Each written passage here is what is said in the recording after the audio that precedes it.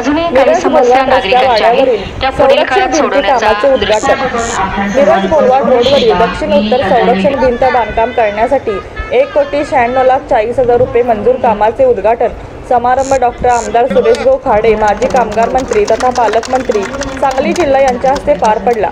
या कार्यक्रमाचे नियोजन माजी नगरसेवक, माजी विरोधी पक्षनेता श्री संजय बापू मेंढे व माजी नगरसेविका सौ बबिता संजय मेंढे यांनी केले। यावेळी माजी नगरसेवक, मिरजेचे ज्येष्ठ नेते सुरेशभाऊ आवटी, करण जामदार, योगेंद्र थोरात, नालन घुलवार, पांडुरंग कोरे व इतर माजी नगरसेवक व नागरिक मोठ्या संख्येने उपस्थित होते। प्रथमतः आमदार डॉक्टर सुरेशभाऊ खाडे यांच्या हस्ते श्रीफळ वाढवून उद्घाटन करण्यात आले। त्याचबरोबर परिसरातील ज्येष्ठ नागरिक यांच्या हस्ते ही श्रीफळ वाढवून उद्घाटन करण्यात आले।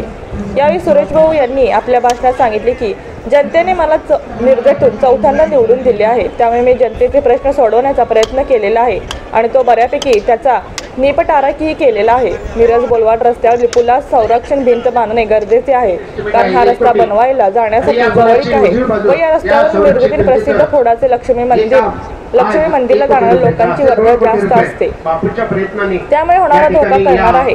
याही पुढे हा सिमेंट करण्यासाठी आपला परिपूर्ण प्रयत्न असणार आहे।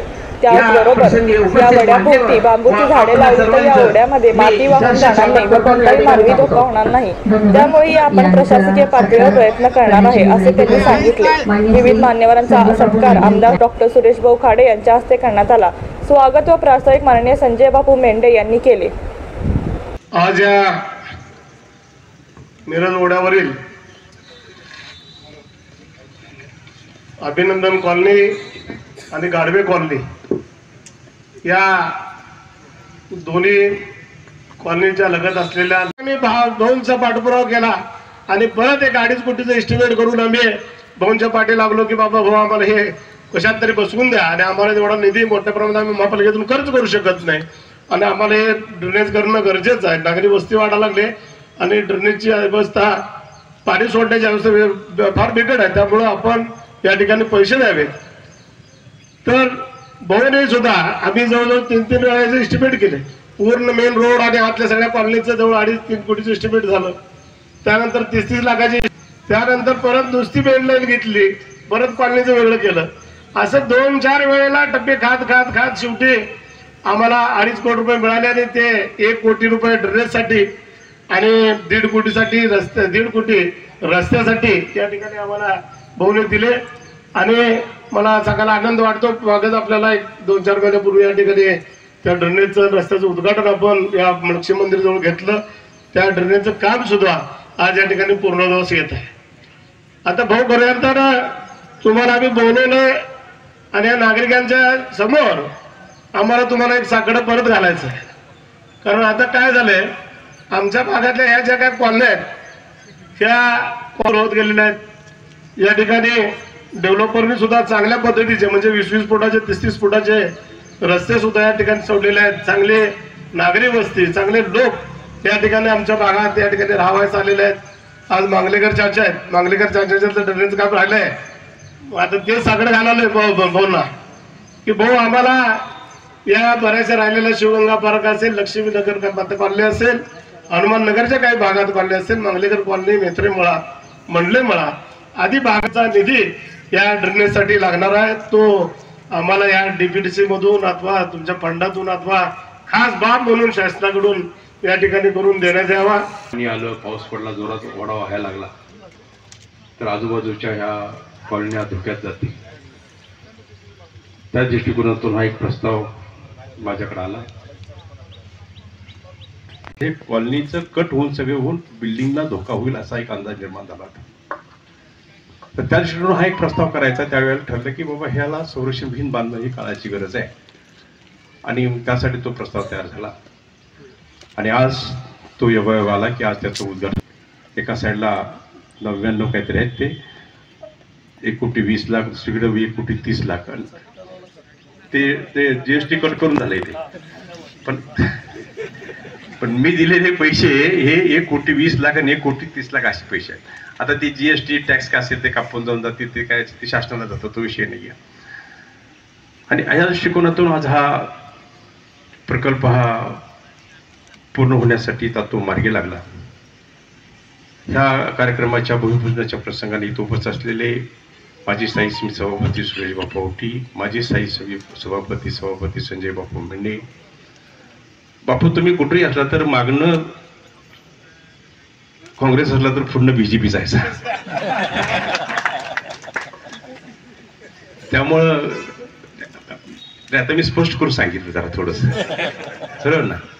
त्यामुळे मला वाटतं की मी ज्यावेळी आता 4थी निवडणूक लढलो, ज्यावेळेला मी इथं निवडून दिलं तुम्ही मला, त्यावेळेला पण काँग्रेस बाजूला सारून बापूने मला मदत करण्याचा निश्चित प्रयत्न केलेला आहे. खरं बोलावं, खोटं बोलू नये. त्यामुळं आणि जे बोललो ते सगळ्यांना समाधानकारक आहे. कुणाला वावडं आहे की त्याचं सगळं आहे का? सगळ्यांना समाधान आहे. बापू भाऊ बरोबर असावेत, सगळ्यांचं वाटते सगळ्यांना, असं सगळ्यांना वाटायला लागलंय त्या दृष्टिकोनातून.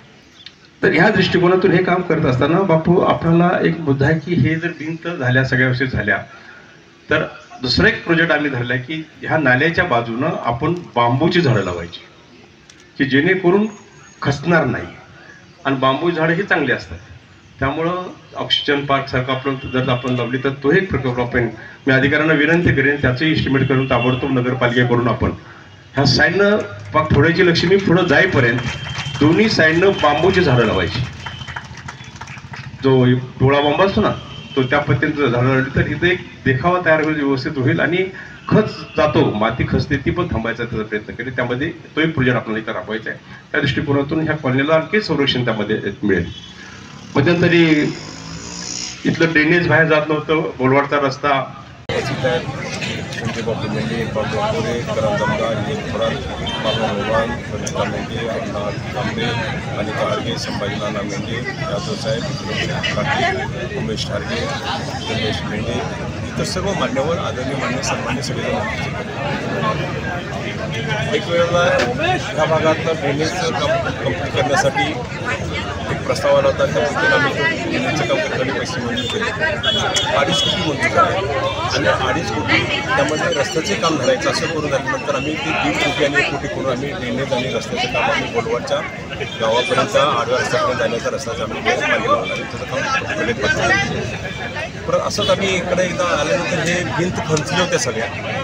पूर आला की भिंत खचतात आणि भिंत खचत गेल्या तर ह्या कॉलनीला दोन्ही कॉलनीला धोका निर्माण होतो. या दृष्टिकोनातून मेंढे बाबा पावती असतील, बाकी सगळी बाबा पांडव कोणी किरण असतील, ह्या सगळ्यांनी आम्ही प्रस्ताव तयार केला की ह्याला संरक्षण भिंत बांधली तर हे टिकणार आहे. त्यात एवढा रस्ता चांगला बनवून पण तो रस्ता पावसामुळे गेला तर तो खचून जायला आणि परत कॉलनीला मोठा धोका निर्माण होता. आणि तो प्रस्ताव आम्ही डिप्युटीमध्ये घेतला. त्यावेळी मी पालकमंत्री होतो त्यावेळी डिप्युटी त्याला 1 कोटी रुपये आम्ही दोन्ही साईडला, त्या साईडला एक भिंत बांधायची, ह्या साईडला एक भिंत बांधायची आणि पाणी सरळ खाली न्यायचं. या दृष्टिकोनातून त्याला पैसा उपलब्ध झाला, त्याची कॉन्ट्रॅक्ट झालं आणि आज ते काम चालू होते. हा एक मोठा मला आनंद मिळतो. त्याचबरोबर मी अधिकाऱ्यांनी सांगितलं आणि आम्ही स्वतः प्रयत्न करू की हे जर झालं असेल तर ह्या ओढ्याला सुशोभीकरण करण्यासाठी आपल्याला ही झाडं झुडपं जर काढून आपण जर इथं बांबू ट्री लावली आपल्यासाठी तर एक ऑक्सिजन पार्कसारखं व्यवस्थित होईल. आणि ते बांबूची झाडं हे माती धरून राहतात, त्यामुळे ढासळण्याचे भीती निर्माण होत नाही आहे. त्यामुळे तोही प्रोजेक्ट आम्ही ताबडतोब लावतो. दुसरा, बापूंनी एक सांगितलं होतं की आपण पंढरपूरपासून हा ओढा येतो आणि तो खालीपर्यंत जातो, ओढा जातो. हा ओढ्यामध्ये प्रत्येक वर्षाला आम्हाला खर्च येतो, झाडं पाणी हे काढायला, गाळ काढणे किंवा काय काढणे यासाठी खर्च येतो. त्या खर्च येण्यापेक्षा एक कॉन्क्रीट म्हणजे ग्राउंडिंग केलं, सिमेंटचं ग्राउंडिंग करून घेतलं जसं आपण कॅनलला करतो, तर त्या पद्धतीने जर ते क्लिअर केलं तर सरळ पाणी निघून जाईल आणि कचरा राहणार नाही, स्वच्छ पाणी राहील आणि दूषित पाण्यामुळं जो आजार निर्माण होतात त्या पद्धतीनं ते पण थांबते. त्या दृष्टिकोनातून तोही प्रस्ताव मी ताबडतोब शासन दरबारी आम्ही त्यांना पाठवू, जेणेकरून ओढे, नाले, नद्या त्या पुनर्जीवित करायचा जो हेड आहे आपल्याकडं, त्या हेडमधून ते पैसे आपल्याला मिळवायचा प्रयत्न करून त्या दृष्टिकोनातून आपल्याला ते करता येईल. तर ह्या दृष्टिकोनातून आज ह्या विकास कामाच्या वाढीव विस्तारित भाग आहे. हा विस्तारित भागातल्या विकास कामाला निश्चितच आपण त्यामध्ये दिलेले आहे. आणि आज आपण अभिनंदन कॉलनीमधला रस्ता पण आपण हा केला आता, त्याला 15 लाख रुपये दिले आपण. बाकी आतले रस्ते पण झालेले बरेच जातात.